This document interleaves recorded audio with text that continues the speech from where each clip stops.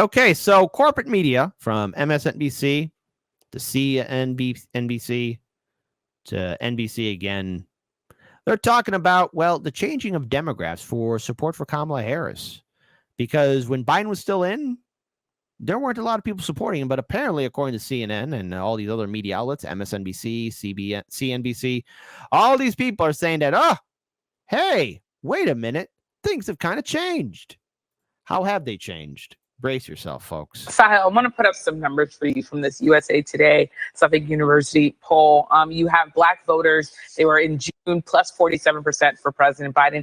Now they're plus 64% in August for Vice President Harris. But then when you look at Hispanic voters, plus 2% in June for Trump, now plus 16% for Harris voters 18 to 34 years old, plus 11 for Trump, plus 13 for Harris. That last one hurts a little bit because they cut it off at 34. We thought we were young voters, Sahil, but we're not apparently.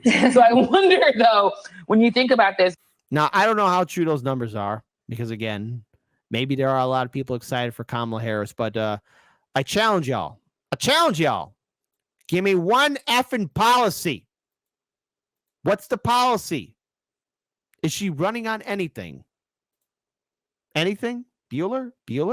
What do you make of the impact of these? Do you think that she's gained this ground just because she's not Joe Biden, or is it because she's actually done something to sort of change people's minds? Well, it's a mix of both. She definitely gained some ground by not being Joe Biden. It's very clear voters were clamoring for a choice that wasn't Joe Biden or Donald Trump. But a few things stand out to me in this poll. The first is her margin over Trump was about 4.5 points, almost identical to the margin that Joe Biden beat Donald Trump by in 2020.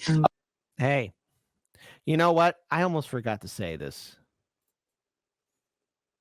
because something interesting happened. You know, Kamala is getting a lot of support. And if it's not for my audience, I mean, seriously, you guys are a loyal audience. I have never met such a loyal audience before, because when you guys deliver, holy cow, it is like Christmas. Folks, we got some breaking news because it is related to this segment, because Kamala is getting a lot of support. And I have breaking news to share with all of you. And I hope you're ready for it.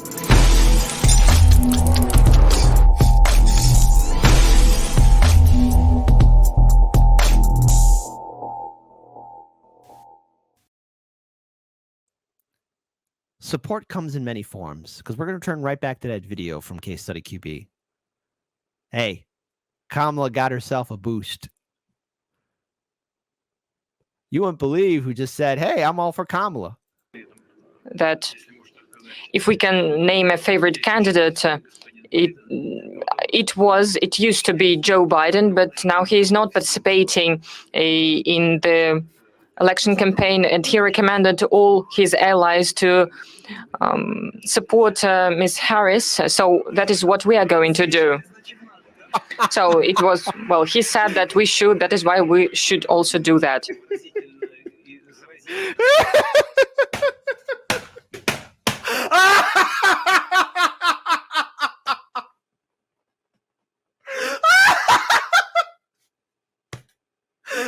Hey, the world's going to end, but God, I'm laughing. Oh my God. Not only we have no sitting president, but hey, we're all for Kamala. Poets for Kamala. Hey, it's great. Liberals. You got a new ally. It's Putin. Well, her laugh, she's laughing. Her laugh is so fascinating. It means that everything is good, and if everything is good,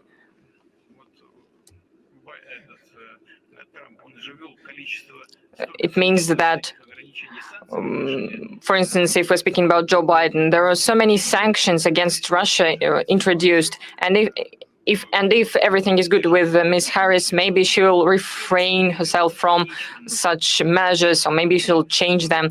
So in the end, it will be the choice of the US people, and we will respect this choice. Putin's all in for Kamala.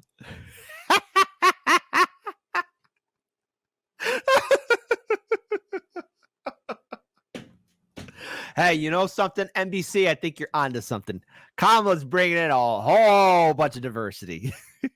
Among white voters, she's only down by 4 points. If she can hold that, that would be spectacular. Joe Biden lost white voters by double digits and still won. And among black voters, she's at 76%. Joe Biden, Hillary Clinton, and Barack Obama both times were over 90%. She has a lot of room to improve with black voters. And I think her target should be at least 90% because a number of Democratic strategists I've talked to don't think her numbers with white voters, at least the ones that are showing up, will hold. If the black voter number at 76%, again, much better than Joe Biden did, but if that holds, that's going to make a lot of Democrats nervous. And among Latinos, she's still not doing as well as Joe Biden did, who didn't do as well as Hillary Clinton did. So is there a real movement among Latinos toward Republicans? Or is it just a moment? I think that's still a question that she's going to have to try to answer. Yeah. Stephen, what do you make of these numbers as you see them?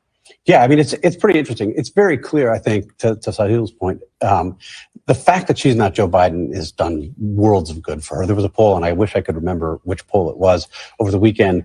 Oh, yes, because she's not Joe Biden. You know, again, I remember way back in 2016, so many people were saying Hillary Clinton's got this in the bag.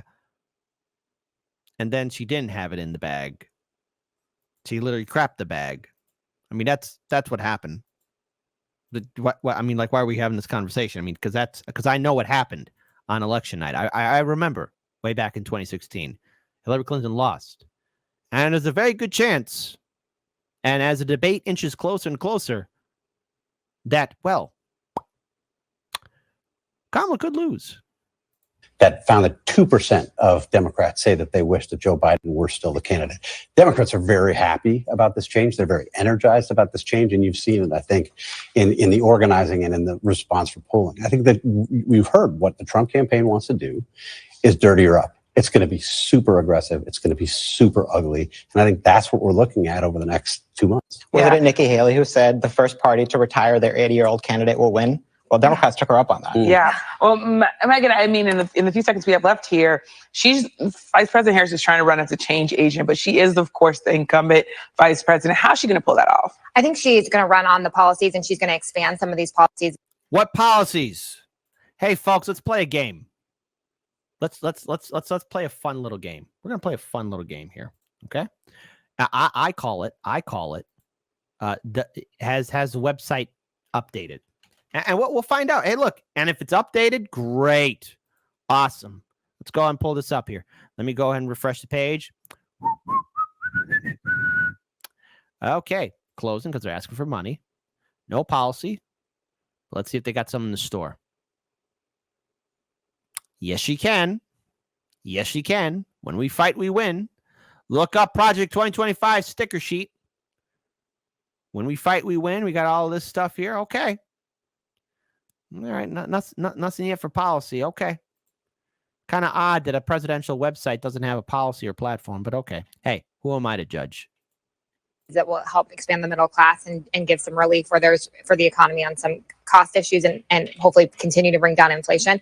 But I think that also her just being a younger voice is bringing a lot of change. And I think it is giving people hope. And people talk about the vibes. When all these things are so close and people are they're muddying up the waters on the issues, that's where the vibe and how people feel and the hope, that's where she's really going to benefit in moving into the election. Yeah, when you think about the vibes, I mean, I'm going to mean... Yeah, it's vibes. But you know something? There's a lot of people that aren't feeling the vibes. This is from one voter in particular. Before I play this, again, I want to give a huge shout out to Hotspot. You guys were able to find this and post this up there because I got to tell you, I got to tell you, there's some epic stuff that I see online occasionally. And, you know, this came out like earlier this month, right? And I just want to pull this up here, all right? Just so that all of you guys can see it, all of you, because this is pure gold. It truly is. I just want to share it with all of you. It's only 24 seconds. But let's talk about the presidential race here. Do you feel some kinship towards her as a mixed person? Not personally. I find a lot of her trajectory to not be my brand of woman leader. We've got 3 major international crises going on and someone applying to be commander-in-chief. As a woman, I want to see you do more than, appeal to giggling and having a girl moment on the stage. Oh, I had to bust this out. Oof, oof, oof, oof, Oof. Oof. Oof. And it is true. I mean, if you're supposed to inspire confidence and leadership, stop giggling. Now, again, I don't know how this election will turn out. Voter turnout's going to be key. And I am personally rooting for the Libertarians and Greens to get that coveted 5% or higher. I am not a fan of the Democrats, nor am I a fan of the Republicans either. This election is going to matter on who and which of the candidates can get the most of the support out to vote for them and their party and their candidacy. But Kamala, because she replaced Biden, she's better? How so?